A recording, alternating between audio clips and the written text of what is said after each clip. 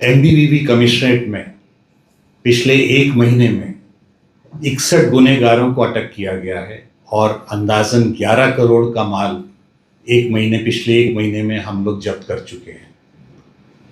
इस तरह की मुहिम चालू होते हुए हमारे सामने ये आया कि ये ड्रग्स की सप्लाई और उसका मैन्युफैक्चरिंग एक बड़े पैमाने पे किया जा रहा है।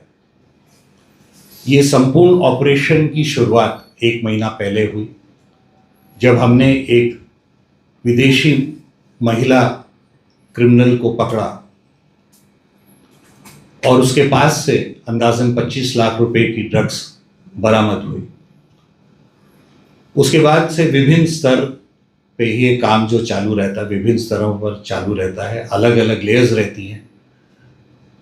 अलग अलग लेयर्स को हम लोग पकड़ते हुए फाइनली जो है ये ड्रग्स फैक्ट्री तक पहुंचे। ये ड्रग्स फैक्ट्री पे जब केंद्र लक्षित किया तो ये तेलंगाना राज्य में चेरापल्ली नाम के इंडस्ट्रियल एरिया में केमिकल्स फैक्ट्री के तौर पे ये मैन्युफैक्चरिंग चालू थी। रेगुलर इंडस्ट्रियल यूनिट्स की तरह यहाँ बाहर से कामकाज चालू था। काफ़ी प्लानिंग के बाद जब हमारी टीम्स ने यहाँ पे रेड की तो बहुत ही मोटे प्रमाण पे यहाँ पे कच्चा माल, प्रिकर्सर एलिमेंट्स, मैन्युफैक्चरिंग का साहित्य, ड्रायर्स, ब्लोअर्स, इस तरह के जिस तरह के इक्विपमेंट ये मैन्युफैक्चरिंग में लगते हैं, इस तरह के सर्व प्रकार के जो उपकरण हैं वो भी सीज किए गए। ये जो मालिक हैं उनको भी अरेस्ट किया गया, उनके केमिकल एक्सपर्ट्स को भी अरेस्ट किया गया और अभी तक इस अभियान में 12 लोगों को हम लोग अरेस्ट कर चुके हैं। ये जब सारे फैक्ट्री की जब हमने तलाशी ली तो उसमें बहुत ही मोटे प्रमाण पर अंदाजन 32,000 लीटर का केमिकल प्रिकर्सर्स,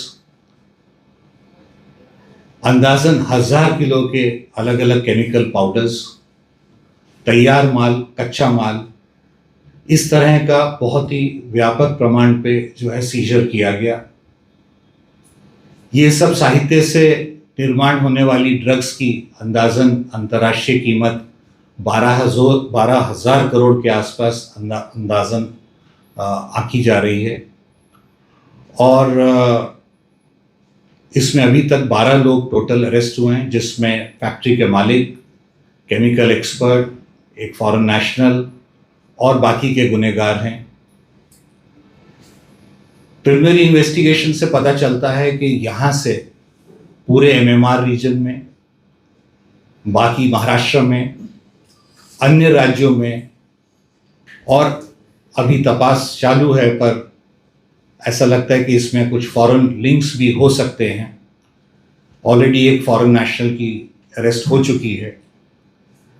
ये बड़े पैमाने पे यहाँ से सप्लाई की जा रही थी और इसमें अभी इन्वेस्टिगेशन चालू है, परंतु हमारे को विश्वास है कि जो इस एरिया में ये जो सप्लाई ड्रग्स की हो रही थी, इससे जो है इस पे काफ़ी मदद मिलेगी इसको रोकने में, और इससे जो है ये जो इस तरह के तस्कर और माफिया है, इसको भी हमने जो है काफ़ी धक्का पहुंचाया है। जो फॉरेन नेशनल हैं उनका मेन डिस्ट्रीब्यूशन में रोल है। वो पहला लेयर था जो हम लोगों ने पकड़ा उसको, और वहाँ से मालूम पड़ा कि ये एक लेयर नहीं, ये कई लेयर्स में ये पूरा जो ड्रग्स डिस्ट्रीब्यूशन का जो नेटवर्क है, ये एक लेयर में नहीं कई लेयरों में ये रहता है और एक लेयर को जनरली दूसरी लेयर का मालूमात नहीं होती है। इसलिए ये काम कठिन हो जाता है आखिरी लेयर तक पहुंचने का या मैन्युफैक्चरिंग यूनिट तक पहुंचने का। तो हमने हर लेयर के लोगों को पकड़ा, उसमें शुरुआत में पेडलर से लेके और मैन्युफैक्चरिंग यूनिट तक पहुंचे, और इसीलिए ये इन्वेस्टिगेशन महत्वपूर्ण है कि पेडलर्स और फ्रंट एलिमेंट्स जो हैं वो बहुत बार पकड़े जाते हैं, पर वो मैन्युफैक्चरिंग यूनिट तक पहुंचना मुश्किल रहता है। इसीलिए ये इन्वेस्टिगेशन कठिन इन्वेस्टिगेशन था, और ये ऑपरेशन इसीलिए जो हमारी क्राइम ब्रांच यूनिट 4 ने किया है, ये एक महत्वपूर्ण ऑपरेशन है। आपको मालूम है कि ये ड्रग्स भी महाराष्ट्र के अंतर्गत महाराष्ट्र राज्य में बहुत तेज़ी से काम हो रहा है, और हमारी जो पुलिस है ये इस विषय पे बहुत ही सहनशील और चौकन्नी है। इसीलिए इस विषय पे हम लोग बहुत चौकन्ने तरीके से काम कर रहे हैं, और इसमें बहुत सारी मेहनत भी लगी है। इसमें हम लोगों के जो ऑफिसर्स हैं उन्होंने बहुत ही अच्छे तरीके से गैंग्स को इन्फिल्ट्रेट किया। 1 महीने से ज़्यादा तक का ऑपरेशन ये चला।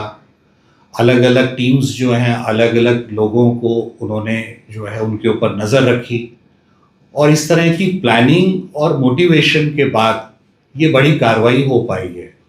बाकी सब एजेंसीज भी अपने अपने तरीके से कार्रवाई करते हैं, पर ये यश जो है हमारी टीम को मिला उनकी मेहनत की वजह से, उनकी अच्छी प्लानिंग की वजह से।